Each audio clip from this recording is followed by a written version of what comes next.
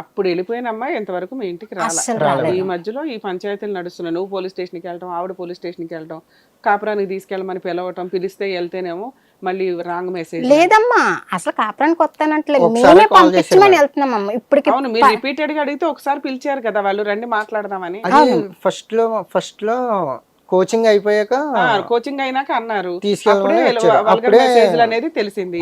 వాళ్ళు police station లో complaint ఇచ్చేసారు కదా మీ మీద. ఇచ్చేసారమ్మ. మాదాపూర్ లో మీరు ఇచ్చింది ఆ తర్వాత కదమ్మా. ఫస్ట్ మేము ఇక్కడ ఎంక్వైరీ చేసాం మేడం. ఆహా. అక్కడ ఫేక్ ఐడి మీద కొన్ని మిస్టేక్స్ ఉన్నాయి మేడం.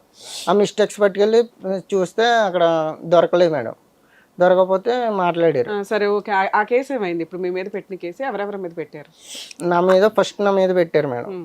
పెడితే నెల 15 రోజులు నా ఫోన్ తీసుకున్నారు మేడం పోలీస్ వాళ్ళు. నా ఫోను ప్లస్ ఆ నలుగురు ఫోన్లు కూడా హ్యాండ్ ఓవర్ చేసుకున్నారు మేడం. సూపర్. చేసుకున్నాక 1 మంత్ 15 days తర్వాత కాల్ చేసి ఇచ్చేసారు మేడం అందరివి. దానికి ఏమైంది ఏంటి రీజన్ ఏం చెప్పలేదు మేడం. ఒకటి, నీ తప్పు ఉంటే నేను ఎప్పుడో బొక్కలు వేసేద్దును, నీ తప్పు లేదు అందుకని వదిలేసాను అని ఆ మాట అన్నారు. మరి ఎవరిదో తేల్చండి సార్ అది ఇది అంటే, మాకు పైనుంచి ప్రెజర్ ఉంది, తర్వాత అమ్మాయి ఏమన్నా చేసుకుంటే మాకు రిస్క్ అవుతుంది అది ఇది అని చెప్పి ఆపేశారు మేడం.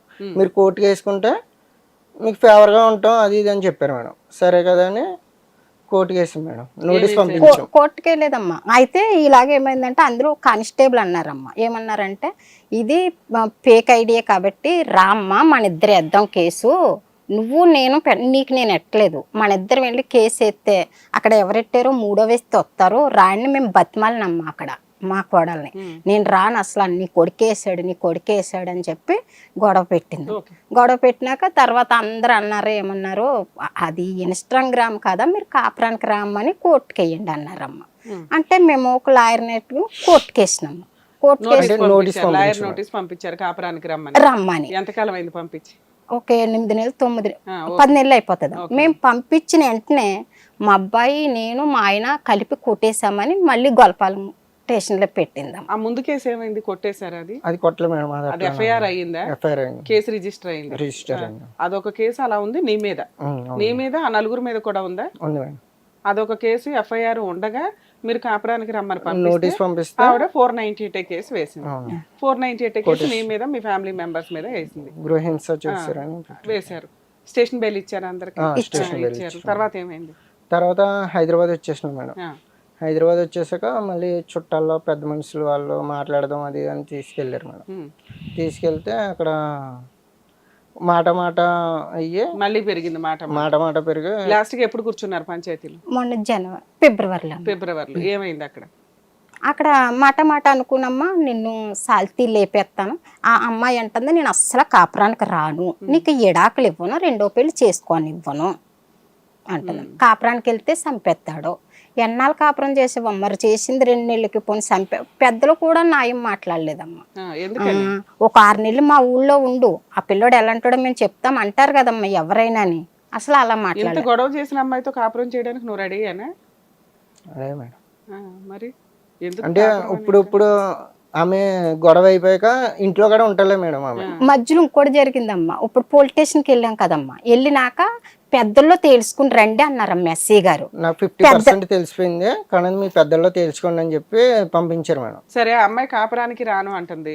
మీ పెద్ద మనుషులు సరే విడాకులు ఇచ్చే అమ్మ కాపురానికి వెళ్ళను అంటే, లేకపోతే ఒక 6 months గ్యాప్ తీసుకొని మళ్ళీ రండి పంచాయతీ కానీ ఏదో ఒకటి చెప్పాలి కదా. అలా ఏమైనా చెప్పారా? పెద్దల్లోకి అస్సలు రావట్లేదమ్మా. అమ్మాయిని తీసుకురా మేము సరే, మీ లాయర్ ఉన్నారు కదా, నోటీస్ పంపించారు, మీరు డైవర్స్ కేసు వేసుకోవచ్చు కదా. మరి వేసారా వేయలేదా? డైవర్స్ కేసు ఇంకా వేయలే. 2 కేసులు మీ మీద పెండింగ్ ఉన్నాయి. డీవీసీ కేసు వేసిందా? డొమెస్టిక్ వైలెన్స్ గృహహింస అని వేరే కేసు. అది చేసింది పోలీస్ స్టేషన్ లో కాదు, విడిగా ఏం లేదు మేడం. పోలీస్ స్టేషన్ లోనే. పోలీస్ స్టేషన్ కేసుని హెరాస్మెంట్ కేసు అంటారులేమో. నెక్స్ట్ మెయింటెనెన్స్ వేసిందా? నెల భరణం కావాలి. ఎందులో వేసింది? అది కూడా పోలీస్ స్టేషన్ లోనే. అది పోలీస్ స్టేషన్ కదా మేడం, మాకు లాయర్ చెప్పాడు మేడం. కోర్టులో వేసి ఉండాలి. కోర్టులో వేసి సమన్స్ వచ్చినాయి మీకు? కోర్టు నుంచి పేపర్స్ వచ్చినాయి? వచ్చి వెనక్కి వెళ్ళిపోతుంది అంట మేడం. మేము ఆ ఊర్లో ఉంటలేక మేడం. ఊరు అడ్రస్ కి పెట్టింది. ఊరు అడ్రస్ పెట్టి. సరే, పెద్ద మనుషుల పంచాయతీ ఫెయిల్ అయింది. మీకు ఆల్రెడీ అడ్వకేట్ ఉన్నారు అక్కడ. ఊర్లో కేసులు చేయడానికి ఊర్లో అడ్వకేట్ ఉన్నారు. ఉన్నది ఒకే అడ్వకేట్ ఊర్లో అడ్వకేట్. ఆయన ద్వారా ఇప్పుడు మా లాయర్ కూడా ఒకవేళ అల్లో కుమ్మక్క అయ్యారేమో అని మాకు డౌట్ అమ్మా. తెలియదు కానీ మాకైతే న్యాయం జరుగుతలేదమ్మా, మీరు న్యాయం చేస్తారని వచ్చామమ్మ. ఎక్కడికి వెళ్ళినా పెద్దోళ్ళు సపోర్ట్ ఉంది అంటున్నారమ్మ. ఇంటి ముందరేనమ్మా లవరు. ఇంకా మీకు చెప్పలేదమ్మా, విజయవాడ ఫోన్ స్విచ్ ఆఫ్ చేసేసింది కదమ్మా, లవరు ఫోన్ పంపించాడమ్మా ఆవిడకి అక్కడికి. ఆ ఎవిడెన్స్ కూడా ఆ 4 కుర్రోళ్ళు తెచ్చారమ్మా. ఉన్నాయమ్మా. ఎస్సీ గారికి ఇస్తే అమ్మాయి 10 మందితో మాట్లాడుతుంది, 10 మందితో తిరుగుతుంది. అది అనవసరం. ఇక్కడ ఇన్స్టాగ్రామ్ పెట్టింది అమ్మాయి, అది తేలాలి. అవును, ఆ టాపిక్ వేరు ఈ టాపిక్ వేరు. ఆ టాపిక్ అంతా మీకు ఎందుకు యూజ్ అవుతుంది అంటే మీ 498 గెలవడానికి, ఇంకేదైనా కేసులు వేస్తే ఆ కేసులు గెలవడానికి, మీకు డైవర్స్ రావడానికి ఉపయోగపడుతుంది. ఆ కేసులో ఆ అమ్మాయికి వల్గర్ మెసేజ్లు పంపించింది ఎవరు అనే దానికి సంబంధించి, మీరు పంపించకపోతే మీ ఎటువంటి పనిష్మెంట్ ఉండదు, కేసు గెలుస్తారు. పంపించింది ఎక్కడి నుంచి అనేది మీ అడ్వకేట్ ప్రూవ్ చేసుకోవాల్సి ఉంటుంది ఆ కేసులో. అది వేరే టాపిక్. యాక్చువల్లీ ఆయనకి అసలు తెలియదమ్మా అది.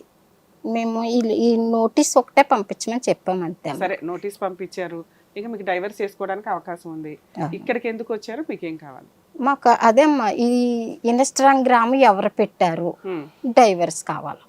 ఈ 2 ఈ స్టేజ్ మీద ఇచ్చేస్తారని మీ ఉద్దేశం? ఎవరమ్మా, ఎవరు న్యాయం ఉంటే అది కావాలమ్మా, అంతే. నా కొడుకు తప్పు. ఆ రోజు ఎస్సీ గారి దగ్గర అన్నానమ్మా, మీరు ఫోన్ చేసి అడగొచ్చు, నా కొడుకు గాని మెసేజ్లు పెట్టుంటే సార్. ఎస్ఐ ఎవరు పనిష్మెంట్ చేయడానికి?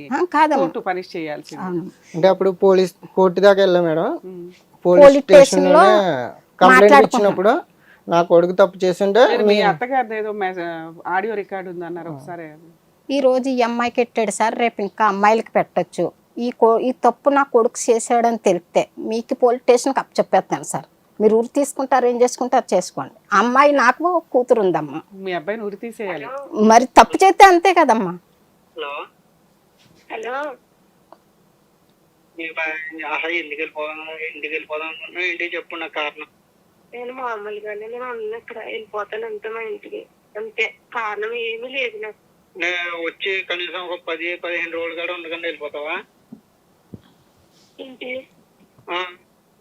ఏంటి వచ్చి కనీసం 10-15 రోజులు కూడా ఉండకుండా వెళ్ళిపోతావా అంటున్నాను.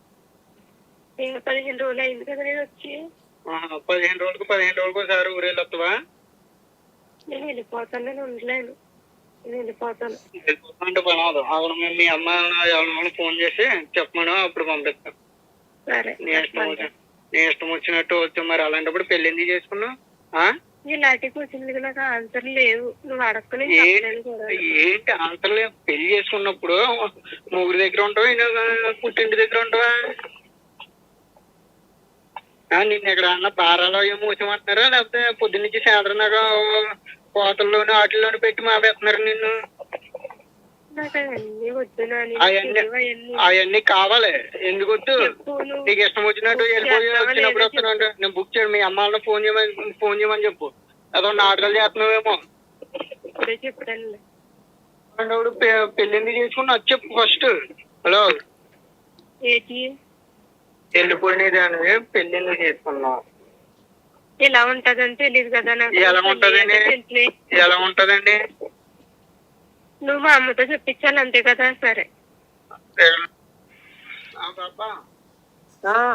అదే వచ్చేస్తాను, ఊరు వచ్చేస్తాను అంటుంది పాప.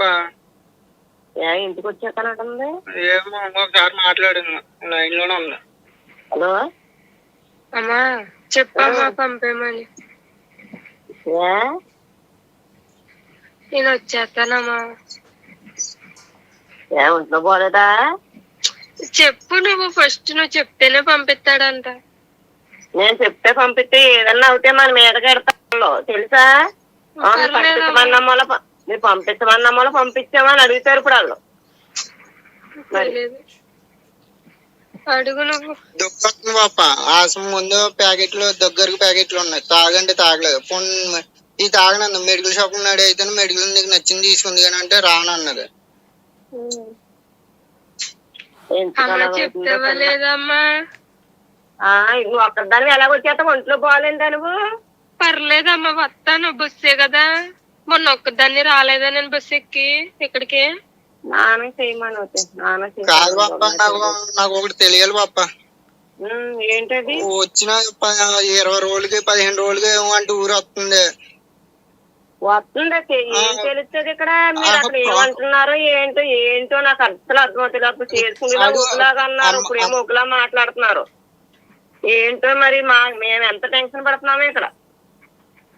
వచ్చి ఒంట్లో బాగాలేనప్పుడు పని కాదు పాప, ఇక్కడ అన్న పనులు చెప్పేసి పొద్దున్నుంచి సాయంత్రం దాకా తోమేస్తున్నారా లేకపోతే ఏం చేస్తున్నారు? దానికి ఇష్టం లేని ఏం చేస్తున్నారు చెప్పమని. ఏ పని లేదు, తిని కడుక్కోవాలి అంతే, పని ఏమీ లేదు. ఒక్కరితో ఉంటుంది కదా అందుకనేమో ఏం పని చెప్పేసి చేసేస్తున్నారని మేము అంటున్నాం. అలాగని మరి అలా ఫీల్ అయిపోయి నేను వెళ్ళిపోతాను. అమ్మ ప్రాపర్ గానే ఉంది మీ ఎవిడెన్స్ అంతా కూడా.